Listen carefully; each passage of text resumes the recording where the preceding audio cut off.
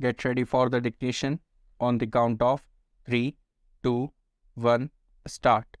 Sir, the mounting, galloping public expenditure, mainly financed not out of real resources but out of public debts or borrowings, creates an internal debt trap, and that can be only matched or met by seeing that whatever money is spent productively, and all the money that is not being spent productively is cut out.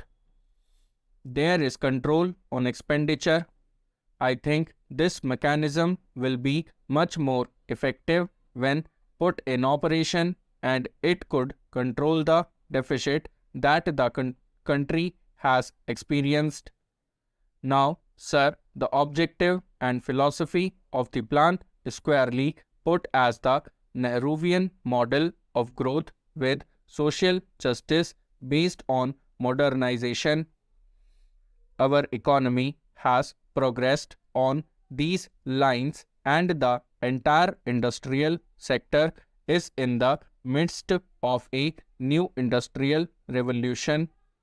This new industrial revolution, formulated by the ideas of the Prime Minister, is that there should be increased productivity and efficiency. It also reflects the modern management technique. All these are the qualitative aspects of the new industrial revolution that is ushered into the country as the second industrial revolution. First industrial revolution was ushered in by Pandit Jawaharlal Nehru when the second plan was introduced, whose main goals were public sector building up capital and good agricultural production and self-reliance of the economy. The country has progressed in this direction, and India is now one of the most industrialized economies.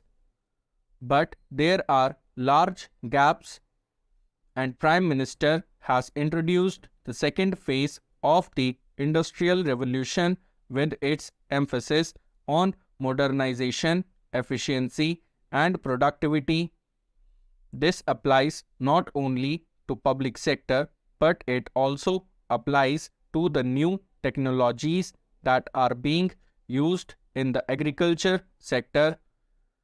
The breakthrough in agricultural production is concentrated only in certain regions, while there is great resurgence in certain areas of the country. Their areas have difficulties.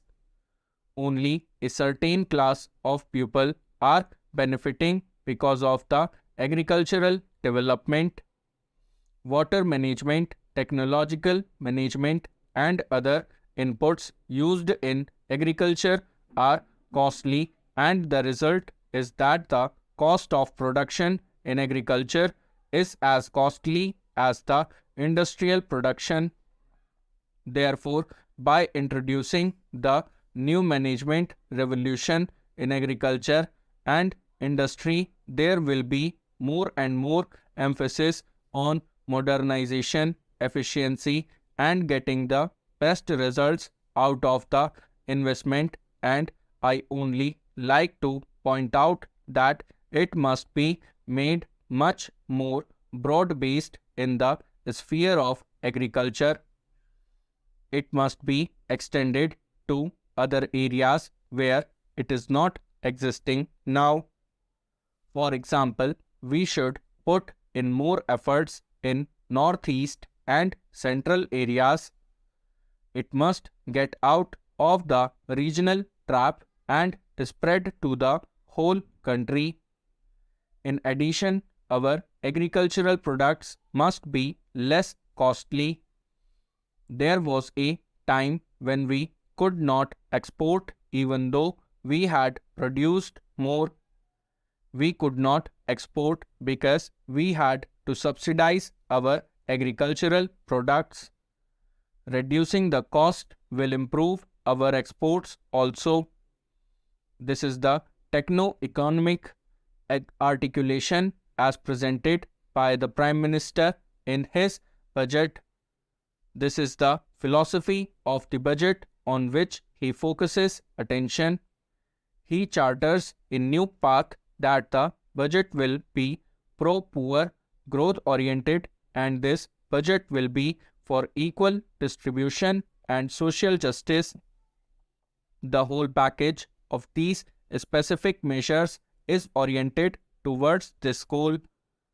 The budget should be non-inflationary and with tight control on expenditure. We should try to get the best out of every rupee that we spend. This is the philosophy that he has placed before the country, and he wants to take the country on the road to prosperity.